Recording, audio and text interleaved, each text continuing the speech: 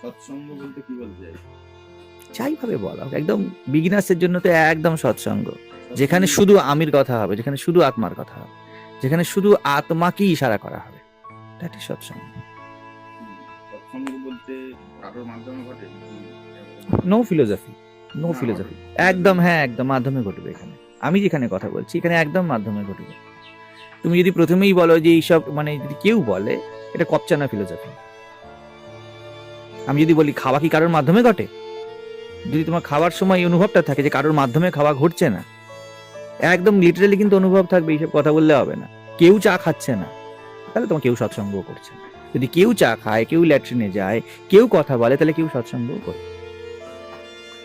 কারণ আত্মার না এই অস্তিত্বের সাথে প্রেম আছে, ও বোকা নয়, ও নিজেকে বোকা বানায় না।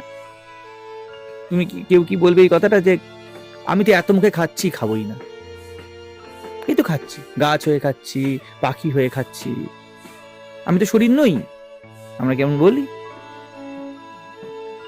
তো বিগিনার্সদের জন্য কিন্তু একদম লিটারালি নিষ্ঠা, আত্মশ্রদ্ধা খুব প্রয়োজন।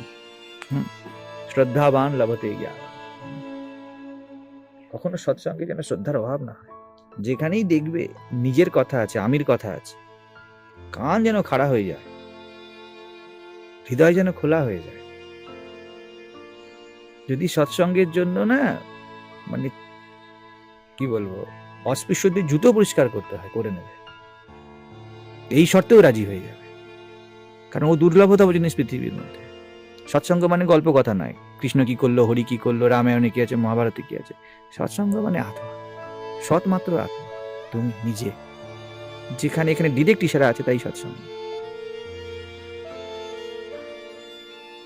সেরকমই তোমার মৌনতার জন্য সব রকম জুতো পরিষ্কার করে নেবে, দিয়ে দাও জগৎকে যা চাই, নে সামলা, কর্তৃত্ব, প্রতিষ্ঠা, নাম, যশ, অ্যাটেনশন, নে রে বাবা নে, এটা অমূল্য।